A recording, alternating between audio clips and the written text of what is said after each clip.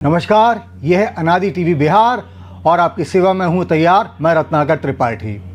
बिहार में पशुपति पारस बदले की आग में झुलस रहे हैं। वजह यह कि एक के बाद एक उनकी दो सियासी उम्मीदें धुआं हो चुकी हैं। जब आग की बात है तो ये भी कह सकते हैं कि पारस फिलहाल इस घर को आग लग गई घर के चिराग से वाले शिकवे के भी शिकार हैं, क्योंकि उनके भतीजे चिराग पासवान को एनडीए ने हाथों हाथ ले रखा है और पारस के हाथ को जैसे झटक दिया है। इस सब के बीच पारस राज्य की तरारी विधानसभा सीट से चिराग सहित समूचे एनडीए पर आंखें तरेर रहे हैं। तरारी में उपचुनाव होना है और पशुपति पारस इस सीट पर अपना दावा ठोक रहे हैं। इसे बिहार के सियासी जगत में प्री बोर्ड की परीक्षा जैसा मामला कहा जा सकता है। पारस के तेवर ये हैं कि यदि एनडीए ने तरारी सीट पर उनकी पार्टी आरएलजेपी के उम्मीदवार के लिए नहीं छोड़ी तो फिर वे यहां बीजेपी के मुकाबले अपना प्रत्याशी उतारने में कोई संकोच नहीं करेंगे। अब प्री बोर्ड एग्जाम जैसी बात यह कि बिहार में अगले साल विधानसभा चुनाव होने हैं, यानी तब मामला मेन एग्जाम जैसा होगा।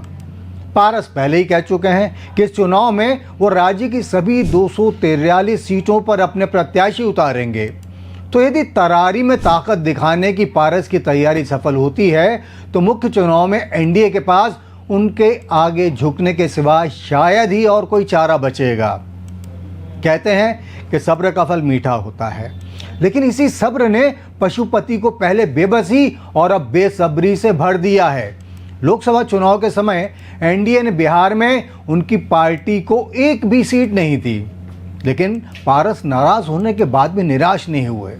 कहते हैं उन्हें उम्मीद थी कि एनडीए उन्हें नाराज करने की बजाय राजभवन का रास्ता दिखाएगा, यानी उन्हें राज्यपाल बना दिया जाएगा। लेकिन पारस का लाट साहब के ठाठ वाला कोई सूबा पाने का मंसूबा भी पूरा नहीं हुआ। हाल ही में संतोष कुमार गंगवार को झारखंड का राज्यपाल बनाया गया है। इसके साथ ही पारस की इस पद से उम्मीदें भी खंड खंड हो चुकी हैं। अब दुबले पर दो आषाढ़ वाली ऐसी चोट का दर्द पारस को और सहन नहीं हो पा रहा है।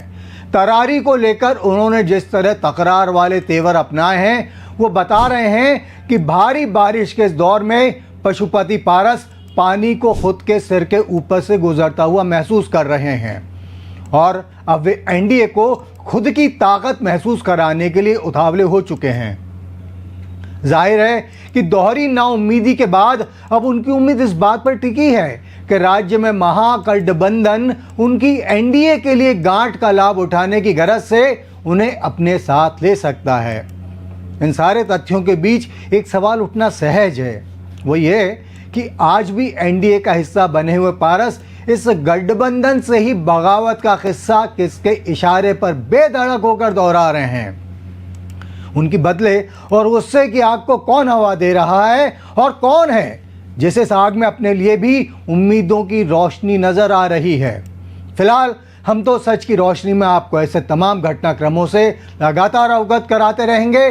तो देखते रहिए अनादि टीवी और फिलहाल के दीजिए इजाजत। नमस्कार।